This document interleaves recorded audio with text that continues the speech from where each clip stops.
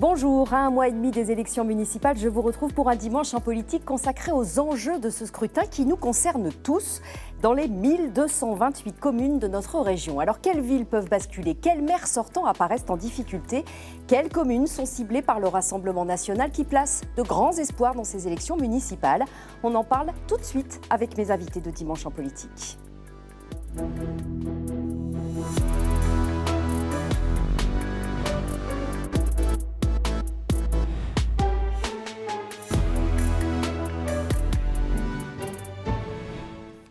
Et mes invités, vous les voyez ici en plateau, mais également en duplex. On les retrouvera tout au long de cette émission.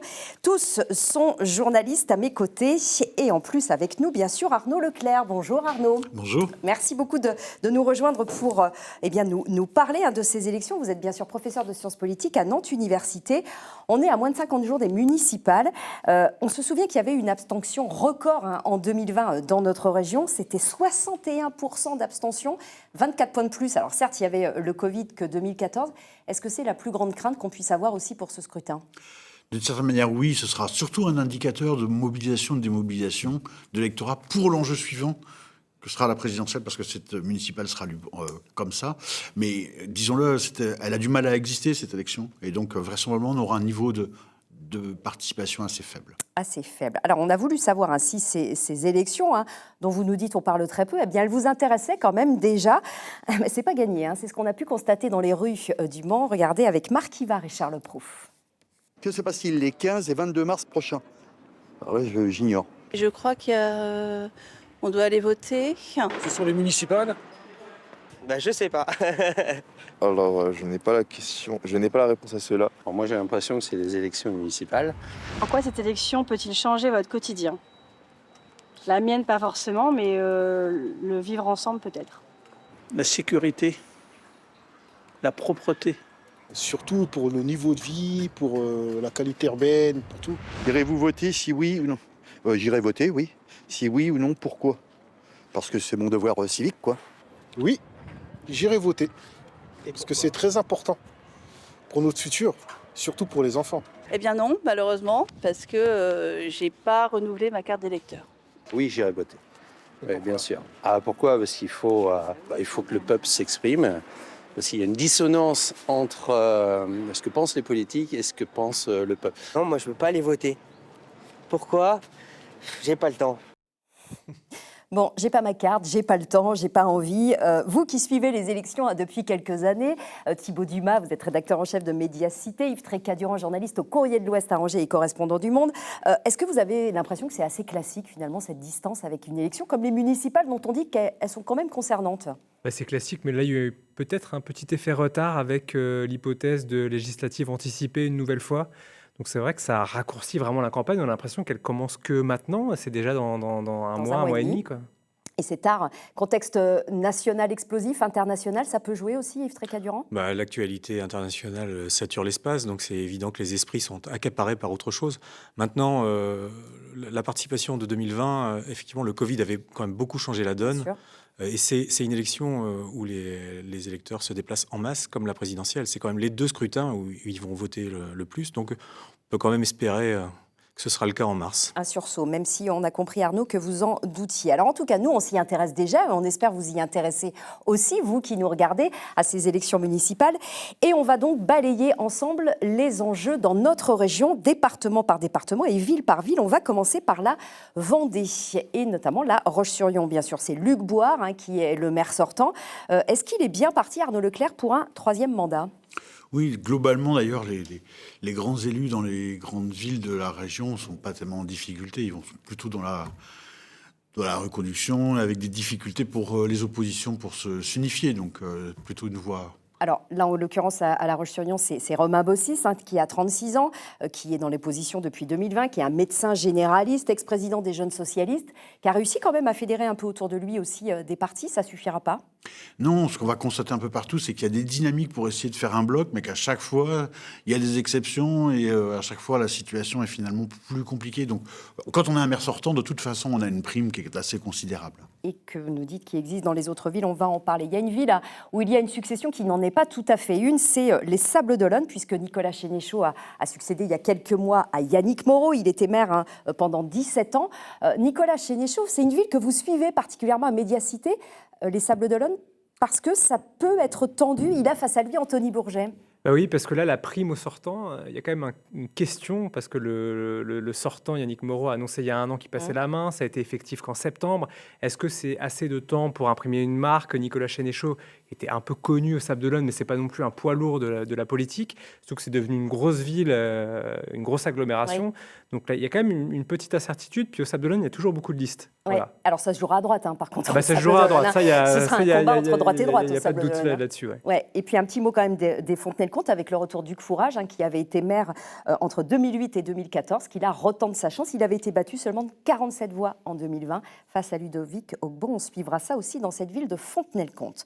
On passe à présent à un deuxième département, c'est la Mayenne. Et pour en parler, on va retrouver en duplex avec nous notre confrère et collègue d'ici Mayenne, Gilda Mingui. Bonjour, merci beaucoup Gilda d'être avec nous. On va commencer à parler de Laval avec vous. C'était un nouveau venu en politique en 2020, le maire sortant Florian Bercot. Il ne l'est plus maintenant. Est-ce qu'il a fait ses preuves en 6 ans ? Oui, c'est vrai que c'est un maire qui a sillonné les quartiers de la ville, qui a un bilan avec cette place centrale en ville totalement refaite, cette place du 11 novembre inaugurée le 21 juin dernier. C'était l'une d'ailleurs des principales promesses du candidat lors de la campagne il y a 6 ans. Et puis un maire qui aborde cette élection de façon sereine. En tous les cas, ce sont les éléments de langage utilisés par son entourage. Petit caillou quand même dans la chaussure du maire sortant, son premier adjoint Bruno Berthier, qui a décidé de ne pas figurer sur la liste. Début janvier, Bruno Berthier s'est montré très critique envers son maire Florian Bercot en dénonçant une gouvernance chaotique, je cite, et l'absence de débat interne à la mairie. Et puis une liste d'union de la gauche qui, avec 6 composantes différentes, mais sans la France insoumise pour cette élection du côté de la gauche. En face, Samia Soultani, d'hiver droite, vice-présidente du conseil régional. Elle avait été adjointe au maire François Zocchetto de 2014 à 2020 et deuxième sur la liste en 2020. C'était la porte-parole de l'opposition municipale. Et donc là, vous nous dites, et d'ailleurs il le dit lui-même, Florian Bercot, je ne sais pas si c'est la méthode Coué, il a l'air plutôt serein, ce maire sortant. Mayenne, c'est Jean-Pierre Lorscornet qui se représente pour un 2e mandat. Il y a une ville quand même qui m'intéresse, dont j'aimerais qu'on parle, Gilda, c'est Château-Gontier. Philippe Henry, alors c'est le maire sortant, on a presque envie de dire inamovible, élu depuis 2001, il retente un 5e mandat et pour l'instant il pourrait être le seul candidat, il n'y a pas d'autre liste déclarée à 1 mois et demi.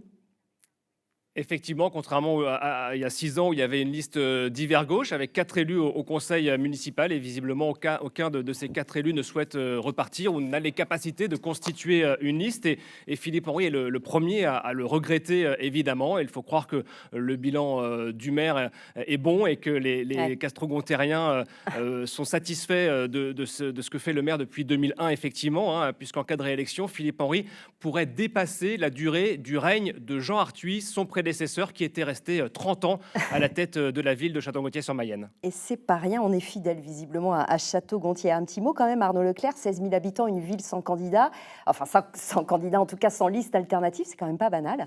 C'est pas banal, mais ça montre que c'est difficile de constituer des listes. On va le voir évidemment pour des partis qui sont arrivés plus récemment dans notre espace politique. C'est compliqué et aujourd'hui on peut se retrouver dans cette situation.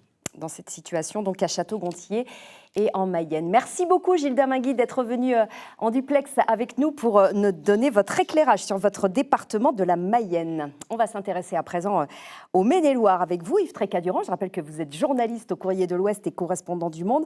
D'abord un mot très rapide de Saumur, Jacky Goulet, maire sortant. Il l'avait très largement emporté en 2020, plus de 63% des voix. C'est bien parti pour lui aussi ? Bon, je pense qu'il doit bien dormir, en effet, parce que à droite, chez LR, ça se divise. Il y a une candidate, Séverine Lécuyer, qui se réclame donc des Républicains, qui est soutenue par le président départemental, le sénateur Stéphane Piednoir. Ouais.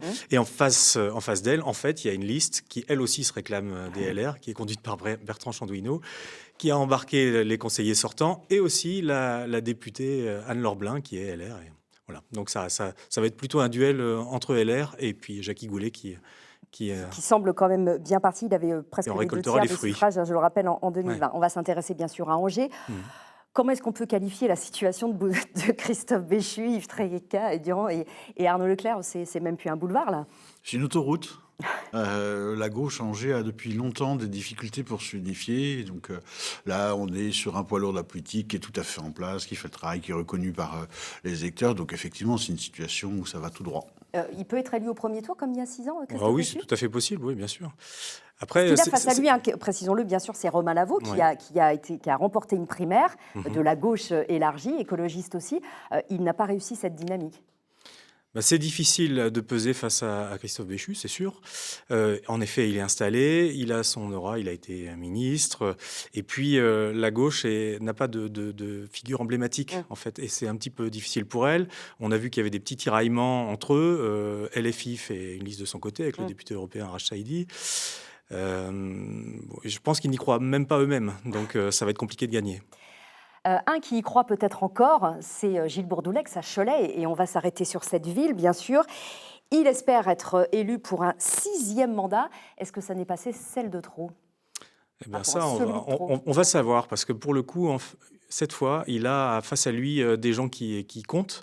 Isabelle Leroy, qui est son ancienne adjointe, et puis Jean-Paul Breton, qui était son premier adjoint, et qui se sont désolidarisés pour mener une liste face à lui.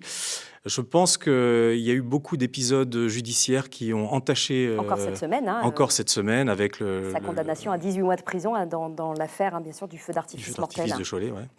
Et pendant le procès en novembre, il a tenu des propos assez désagréables et désobligeants vis-à-vis des parents des victimes. Je pense que tout ça, cumulé, ça construit quelque chose d'assez négatif autour de lui. Et puis, pour le coup, il y a peut-être enfin quelqu'un qui est capable de l'emporter, même s'il y aura a priori 8 listes. Il y aura 8 listes et il y a aussi, bien sûr, une liste de gauche. C'est le mandat de trop, peut-être, la candidature de trop pour Gilles Bourdoulex, parce qu'on rappelle quand même aussi qu'il avait été très sèchement battu l'année dernière aux législatives quand il s'était présenté avec l'étiquette ciotiste. C'est un personnage qui a écrasé la scène pendant des années. Là, aux législatives, il a pris un échec cuisant et donc ça ouvre une possibilité de changement. C'est aussi pour ça que c'est un appel d'air et qu'il y a beaucoup de candidats. Il y a une vraie possibilité pour que la page soit tournée cette fois-ci. Il y a match cette fois. Voilà. Il y a match à Il Cholet. ne faut pas oublier qu'il était soutenu par le RN pour les législatives et que là, le RN ne propose aucun candidat en face. On peut imaginer comme un soutien implicite, voilà, qui n'est peut-être pas un cadeau pour Gilles Bourdoulex, mais en tout cas qui existe. Voilà pour le Maine-et-Loire, cette ville de Cholet qu'on suivra donc particulièrement. On y consacrera d'ailleurs un débat sur notre antenne, on en reparlera. On va s'intéresser à présent à la Sarthe et on va retrouver Julie Leduf, rédactrice en chef d'Ici Maine. Bonjour Julie, merci beaucoup d'être avec nous.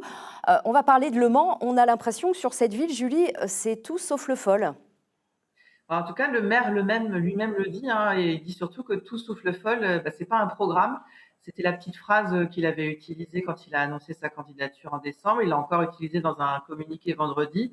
Et en fait, quand il dit ça, il vise très clairement ses adversaires de gauche. Il y a la France Insoumise qui est sa liste, et puis il y a surtout la liste qui rassemble notamment les écologistes et les soutiens de Marietta Karamanli. Marietta Karamanli, c'est la députée qui est issue du Parti socialiste comme Stéphane Le Foll, qu'il a affronté au second tour en 2020 et qui est aujourd'hui la chef de file de l'opposition municipale. Mais qui ne s'est toujours pas déclarée, qui ne s'est pas déclarée pour être éventuellement tête de liste. Un conseil municipal sartois qui est 100% à gauche, c'est le cas de Saint-Nazaire par exemple, il n'y a pas d'opposition de droite au sein de ce conseil municipal. La droite qui dit qu'elle a peut-être ses chances, en tout cas ce qu'elle espère cette année, avec une tête de liste, Olivier Sasso, qui a réuni les LR, Horizon, UDI. Ce sera compliqué malgré tout pour eux ? Ils n'ont pas réussi à s'entendre avec Renaissance, par exemple. Il y avait des discussions et puis elles n'ont pas abouti. Mais effectivement, l'enjeu pour eux, c'est quand même de revenir au conseil municipal. Ils n'y sont plus. Ils ont été éliminés au premier tour en 2020 parce qu'ils n'ont pas réussi à se qualifier. Ce qui était quand même étonnant dans une ville de cette taille. La Sarthe, c'est aussi un département où le Rassemblement national, Julie, réalise ses meilleurs scores dans notre région. Je rappelle quand même au premier tour des élections 2024 législatives, il était en tête dans 88% des communes du département et 98% des communes pour les européennes. Et on voit que le RN, il veut vraiment tenter sa chance dans des villes, c'est le cas Le Mans, des villes moyennes, je pense à La Flèche, mais aussi des toutes petites, Bazouges, Cré-sur-Loire, 2000 habitants, Bonnétable, 3700 habitants. On peut avoir un maire RN en Sarthe le soir du 22 mars ? Est-ce que ça suffira à remporter des communes? Je ne sais pas. Déjà, est-ce qu'il y aura des listes complètes? C'est vrai que cette poussée du RN en Sarthe, elle n'est pas du tout nouvelle, hein.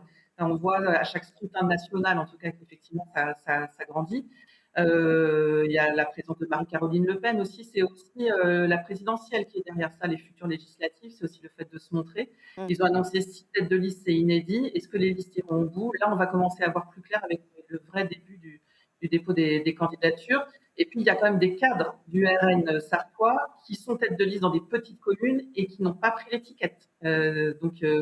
Qui, en tout cas, se disent que peut-être il vaut mieux se dire apolitique que d'avoir l'étiquette RN.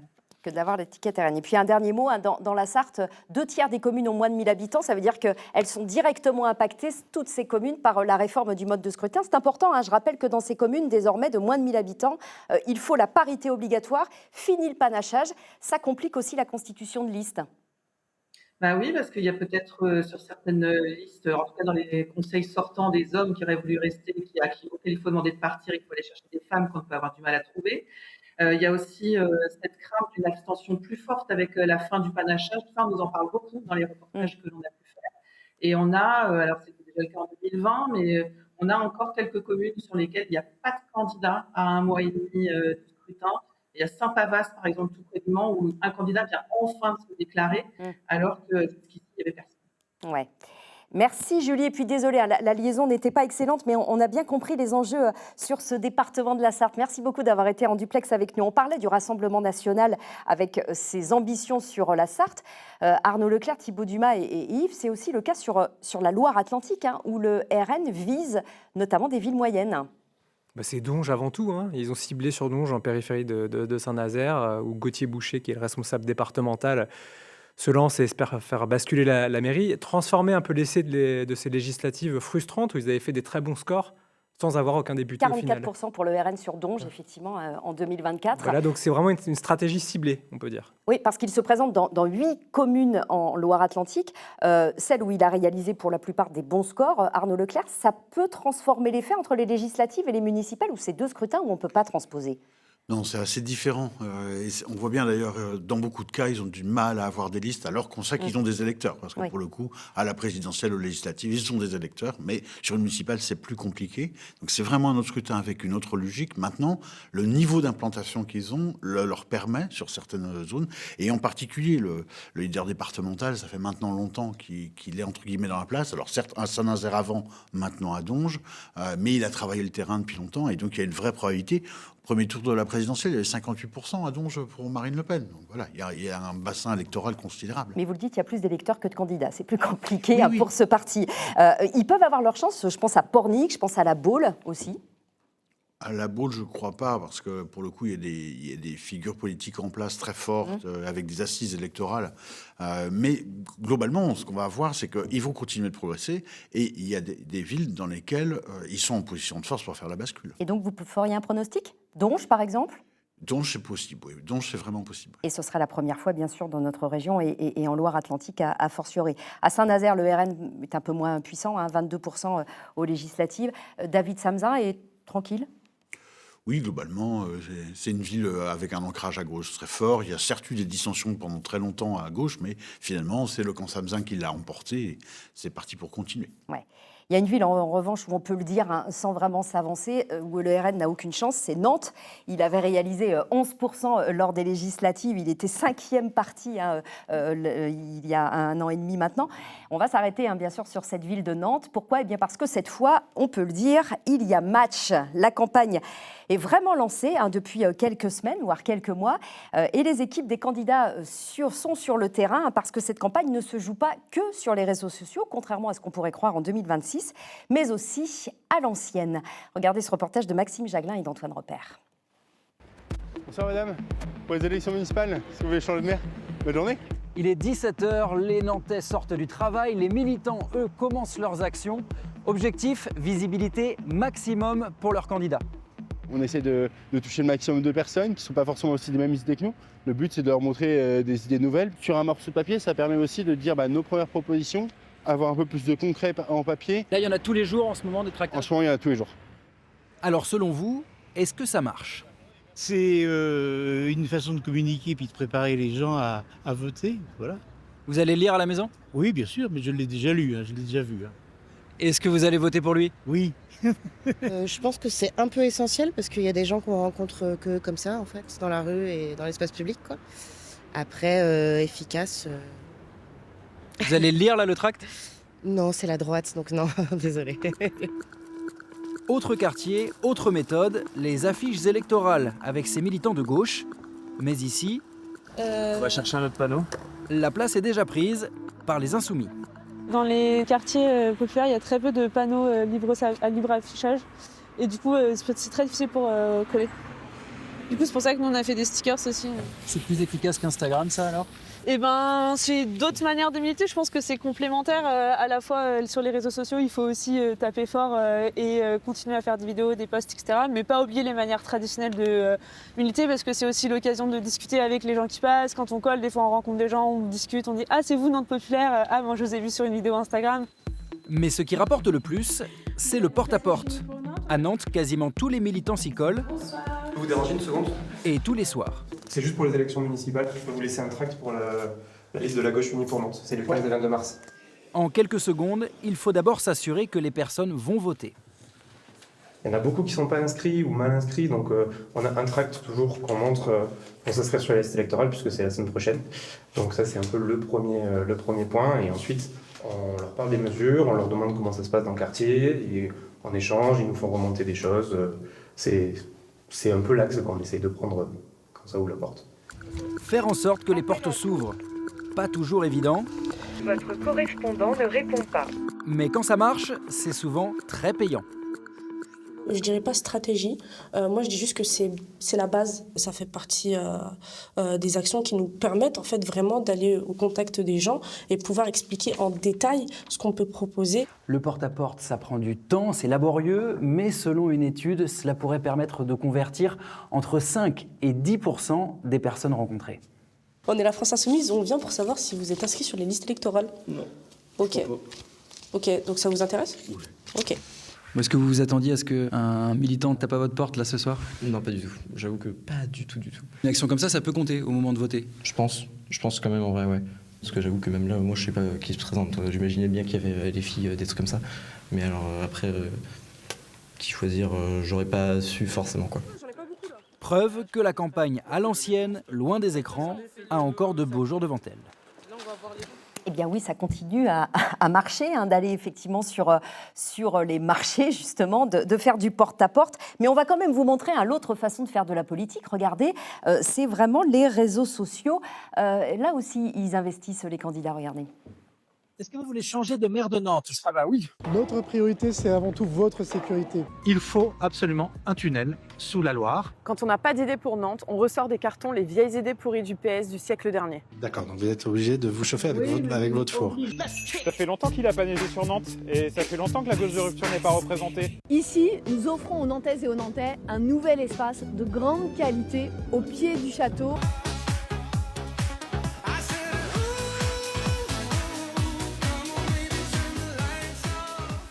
Bon, on voit que chacun a sa façon, on voit les styles aussi sur la façon dont on communique sur les réseaux sociaux. En dehors de nous faire sourire, c'est forcément des façons de faire campagne qui ciblent des populations très différentes. On est obligé de faire les deux. Bien sûr, en réalité, tous les moyens doivent être utilisés et parfois, c'est effectivement pas les mêmes segments de population. Quand on dit que le porte-à-porte, ça déplace entre 5 et 10%, oui, mais une grande partie sont simplement convertis pour aller voter. Alors, pas forcément pour celui qu'ils ont vu devant leur porte. Exactement. Ça emmène des gens au vote alors qu'ils ne l'auraient pas nécessairement fait spontanément. Mais tous les outils sont nécessaires, mais en même temps, aucun n'a une prime ou un effet tel qu'il serait absolument dominant par rapport au reste. Il faut faire les deux. Thibaut Dumas, vous avez particulièrement suivi la campagne à Nantes, notamment, comme nous tous, celle de Foulques-Chambard-de-Love, sur lequel pas grand monde ne pariait il y a encore quelques mois. C'est vraiment lui la révélation de la campagne. Je rappelle que c'est ce candidat LR qui était minoritaire au sein du conseil municipal et qui, par un coup de force, s'est imposé à l'issue d'une primaire qu'il a imposée à Julien Bavel. Oui, parce qu'il siégeait en indépendant, il a été exclu de son groupe. Il était encore tout seul il y a un an. Il a réussi à imposer l'idée de cette primaire, à gagner cette primaire. Et clairement, il y a une dynamique de son côté. Et il mêle justement ces deux aspects. C'est-à-dire une campagne numérique où il s'est fait un nom, clairement, et une campagne de terrain. Où il n'a pas les mêmes discours, d'ailleurs. On a l'impression que ce n'est pas tout à fait le même candidat. C'est assez trash sur les réseaux sociaux. Et plus pondéré, en campagne dans la vraie vie, entre guillemets. Oui, tout à fait. C'est bien l'incarnation de ces multiples façons de faire campagne. Alors après, est-ce que ça va suffire? Parce qu'il s'attaque quand même à une falaise. C'est le mot qu'il a employé en ce qui concerne la sortante Johanna Rolland. Ça peut suffire parce qu'effectivement, la gauche a encore fait des scores canons lors de toutes les dernières élections sur la ville de Nantes. Mais je crois qu'il faut avoir en tête tout bêtement la courbe du score de la droite, si on la prend sur la durée. Je veux dire, c'est une courbe c'est un effondrement, la droite à Nantes, en 20 ans. Donc combien même il est très actif et ça fait longtemps qu'il s'est lancé. Et incontestablement, il y a un dynamisme très fort. Il risque de faire un très bon score pour la droite. Mais ça sera loin d'être une position pour pouvoir réellement challenger la maire sortante. Donc, elle n'a pas de raison tellement de s'inquiéter, d'autant qu'elle a fait l'union au premier tour. Hein. Ça, elle est en position de force extrêmement importante, même si, évidemment, quand on est sur un 3e mandat, il commence à y avoir de l'usure et des contestations. Mais elle est en position de force, en ayant les écologistes avec, elle a, dès le démarrage, un socle électoral considérable pour pouvoir aller au second tour. Et puis en un mot, Thibault, c'est aussi la division à l'extrême gauche entre, on les a vus, Margot Metcourt, Nantes Populaire, et l'insoumis William Aucan. Là aussi, ça arrange Johanna Rolland a considérablement. contenu le principal danger de cette campagne, qui était sur sa gauche, en s'alliant avec les écologistes et en ayant deux listes, donc LFI, puis dissidente LFI, ou en tout cas ancienne candidate soutenue par LFI. Ouais. Et puis la réalité, c'est qu'elle ménage aussi les insoumis dans son discours, en disant, bon, ils veulent pas trop s'allier avec moi, mais moi, je prendrai bien les électeurs. Et le suspense, c'est peut-être, est-ce qu'elle s'alliera au second tour? Elle est très évasive sur le sujet. Reste évasive, est-ce qu'elle en aura besoin? Elle en aura besoin. Merci beaucoup aux uns et aux autres d'être venus nous parler de ces enjeux des municipales. Et n'oubliez pas de vous inscrire, c'est jusqu'à vendredi prochain, le 6 février. Merci à vous, je vous souhaite une excellente journée.